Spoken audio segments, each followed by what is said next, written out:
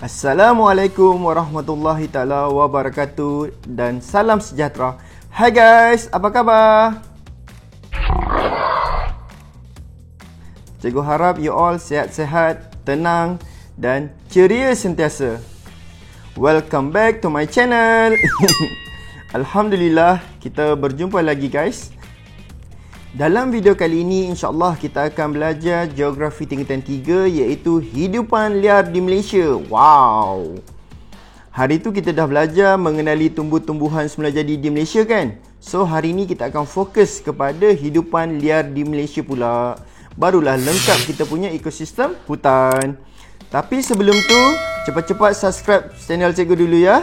Dan cikgu akan teruskan membuat video-video seterusnya, insya-Allah. Okey, kita teruskan ya.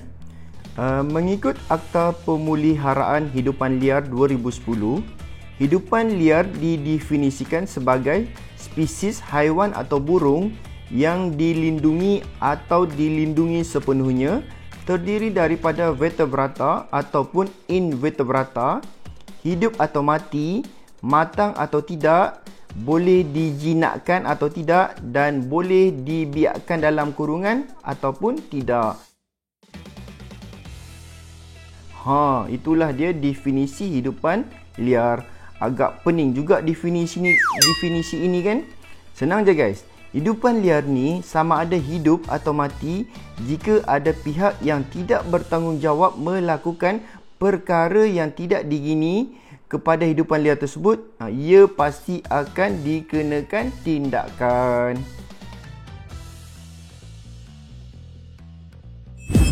Okey, boleh faham definisi hidupan liar tadi? Okey, hidupan liar di Malaysia.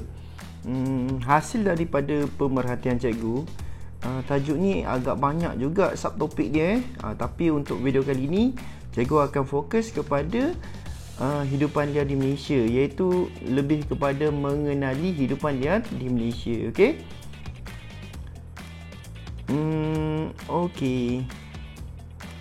Okey, kita lihat yang ni dulu. Hidupan liar di Malaysia terbahagi kepada dua lah kan. Okey, yang pertama adalah vertebrata. Vertebrata merujuk kepada haiwan yang bertulang belakang. Manakala invertebrata adalah haiwan yang tidak mempunyai tulang belakang. Okey, seterusnya haiwan hidupan liar juga dibahagikan kepada cara pemakanan, di mana terdapat 3 cara pemakanan hidupan liar ni. Yang pertama adalah herbivore. Herbivore merujuk kepada haiwan yang hanya memakan tumbuhan sahaja. Pucuk-pucuk pokok, daun-daun. Seterusnya adalah carnivore. Carnivore adalah haiwan hidupan liar yang memakan daging. Makan daging. Seterusnya adalah omnivore. Omnivore adalah merujuk kepada hidupan liar yang memakan tumbuhan dan daging. Itu dikenali sebagai omnivore.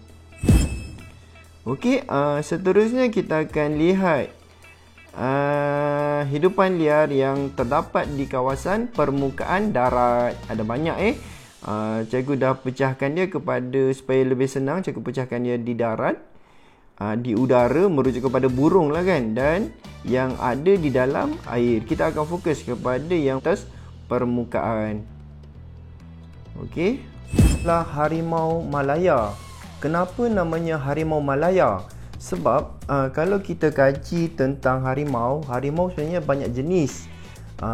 Banyak jenis. Tetapi harimau yang terdapat di Malaysia dikenali sebagai harimau Malaya. Harimau ini mempunyai keunikannya yang tersendirilah. Okey. Seekor binatang yang melambangkan kegagahan. Harimau. Seterusnya melambangkan kekuasaan. Nampak dia punya belang dia tu. Okey, kalau kita lihat populasi di Malaysia, di mana harimau Malaya dianggarkan mempunyai populasi antara 250 hingga 340 ekor. Tetapi harimau ni diancam sebab banyak aktiviti pemburuan haram dan habitat harimau juga terganggu. Pernah heboh satu ketika dahulu di mana harimau Malaya keluar ke kampung orang berkeliaran. Habis ketakutan orang. Okey. Habitat harimau yang pertama adalah boleh berada di kawasan hutan pamah. Hutan pamah merujuk kepada kawasan hutan hujan tropika yang rata lah. Seterusnya kawasan paya gambut dan boleh juga berada di kawasan hutan gunung. Itu adalah antara habitat harimau Malaya di Malaysia. Cara pemakanan, of course, yes, harimau memakan daging. Sebab tu dia dikenali sebagai karnivor. Okey, itu adalah harimau Malaya. Okey, seterusnya kita beralih kepada haiwan yang kedua, tapir. Okey, tapir, haiwan yang berwarna hitam dan putih. Tapir juga dikenali sebagai tenuk, di mana populasinya di Malaysia dianggarkan antara 1,100 ke 1,500 ekor. Okey, sebelum tu ada satu agensi yang melambangkan yang menggunakan tapir. Kalau tak silap, Malaysian Nature Society, iaitu NGO. Okey, NGO. Seterusnya habitat tapir berada di kawasan hutan hujan tropika dan cara pemakanan tapir ni ialah haiwan herbivore, iaitu hanya memakan tumbuh-tumbuhan, pucuk-pucuk daun je. Tu adalah tapir lah. Seterusnya kita bergerak kepada haiwan seterusnya, iaitu beruang matahari, juga dikenali sebagai beruang madu. Kenapa beruang madu? Antara kebolehan beruang ini adalah memanjat pokok. Okey. Hebat beruang ni, pandai panjat pokok. Okey. Populasinya di Malaysia, tiada data masih tiada data, dan habitatnya adalah terdapat di hutan hujan tropika dan kawasan hutan gunung, iaitu kawasan hutan gunung yang mempunyai ketinggian kurang daripada 2,700 meter daripada aras laut. Cara pemakanannya adalah omnivore, maksudnya beruang matahari ni boleh memakan haiwan, daging, dan boleh juga memakan tumbuh-tumbuhan. Itu adalah beruang matahari. Berbeza dengan beruang yang kita lihat di kaca TV, di mana beruang tu lebih besar. Beruang matahari ni dia agak kecil dan dia aktif sepanjang masa, tidak seperti beruang di luar negara. Pada certain masa dia akan berhibernasi kan, dia tidur kan, sebab di sana ada musim sejuk. Tetapi di Malaysia tidak. Maksudnya sepanjang hari ataupun masa, beruang ini akan keluar mencari makanan. Okey. Seterusnya badak Sumatera. Okey, kalau di sini dinyatakan populasinya 30 ekor, tetapi sayangnya sebenarnya badak Sumatera di Malaysia telah pupus. Okey, telah pupus guys. Namun masih terdapat lagi beberapa ekor badak Sumatera yang berada di Indonesia, tetapi secara umumnya di Malaysia dia telah pupus. Badak Sumatera yang terakhir di Malaysia bernama Iman. Dia telah mati guys, dia telah mati. 19 hari Sabtu jam 5.23 petang, kita kehilangan the last Sumatran rhino, badak sumbu Sumatera yang berada di Malaysia. So officially di dalam Malaysia kita dah tak ada badak sumbu Sumatera. Dan Iman ini mati disebabkan sakit secara mengejut ataupun natural death lah. Tapi di manakah habitat badak Sumatera ni? Boleh terdapat di kawasan tanah rendah berbukit bukau dan kawasan berlembah. Sebab umumnya badak Sumatera ni dia suka berendam, dia suka berendam. Cara pemakanannya adalah herbivore. Tapi sayangnya badak Sumatera sudah tidak ada di Malaysia. Yang ni adalah sangat sedih lah. Okey. Seterusnya adalah gajah. Gajah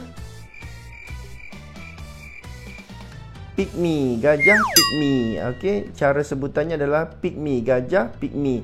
di mana populasi gajah ini dianggarkan adalah 1,500 ekor. Antara habitat gajah ini adalah di kawasan tanah rendah dan boleh juga di kawasan lembah. Okey, sebab gajah kan suka kawasan yang berair, sejuk. Cara pemakanannya adalah haiwan ini adalah herbivore, memakan tumbuhan. Gajah kalau di Malaysia banyak di sekitar Sungai Kinabatangan ni. Kalau you all ada peluang menyusuri Sungai Kinabatangan, you all akan terserempak dengan gajah. Ataupun kalau you all kerap melalui lebuh raya Timur Barat yang menghubungkan Jeli dengan Gerik, kalau you all bernasib baik akan jumpa gajah juga, guys.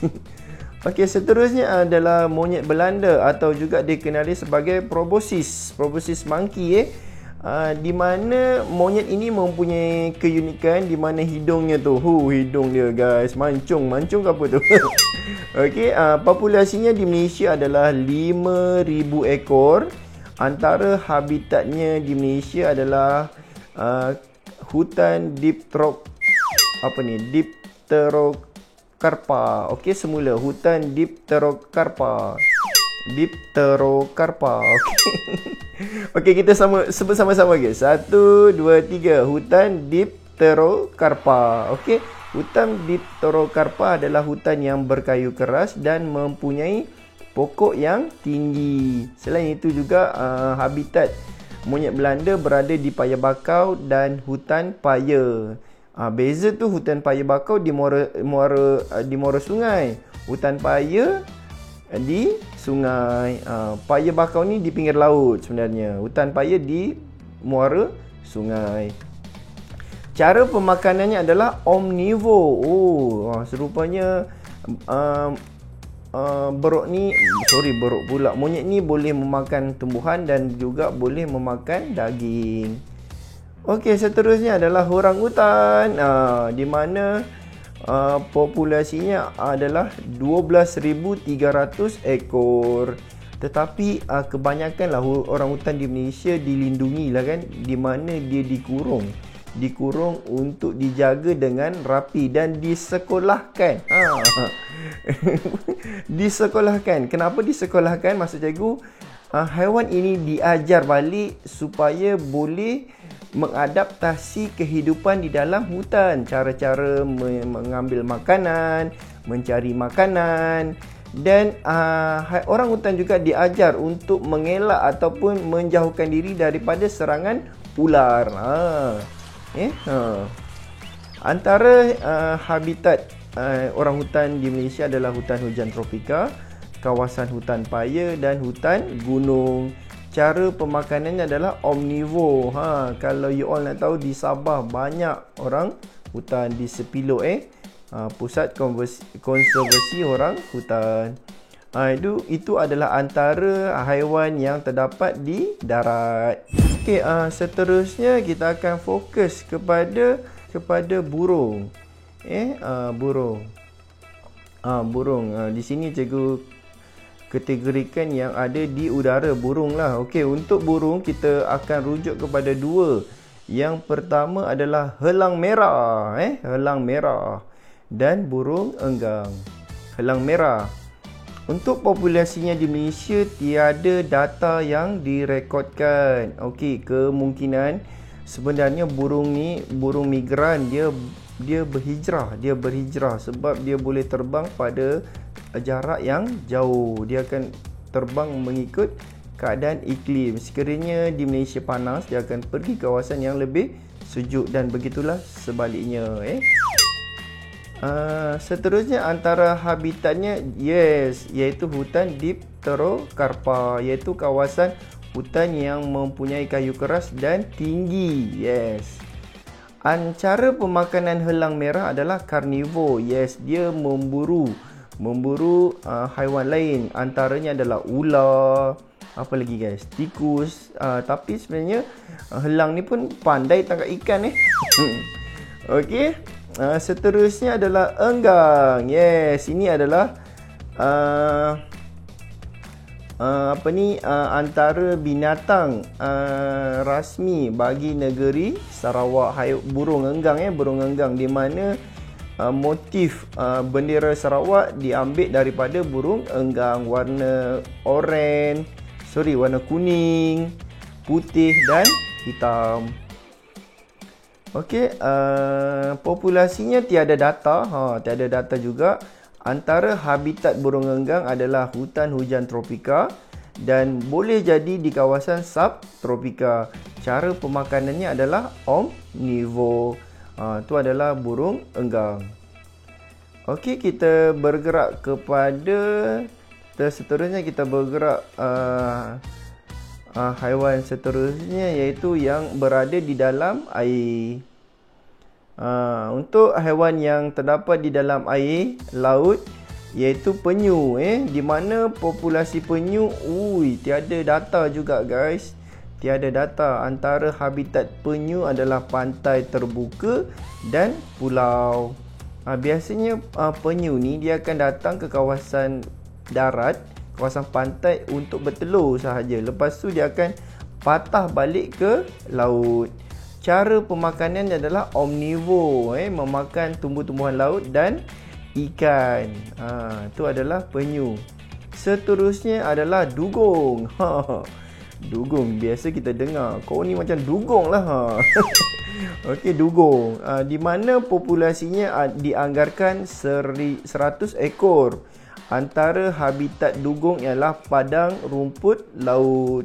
Sebab haiwan dugong ini pemakannya adalah herbivore. Dia hanya memakan rumput laut, rumpai laut guys. Okey.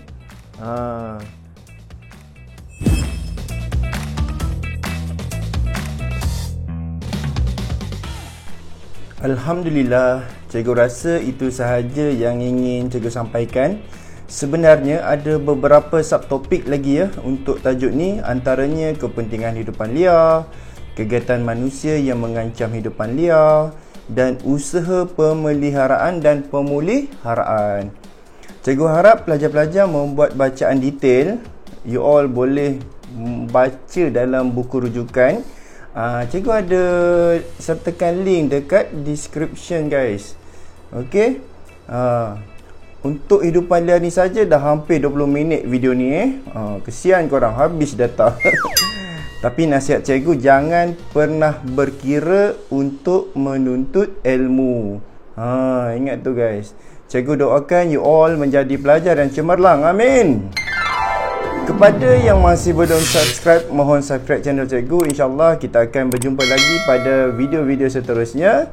Segala komen dan cadangan amat cikgu alu-alukan dan boleh tulis diorang komen di bawah. Okay guys, kita jumpa lagi guys. Bye-bye.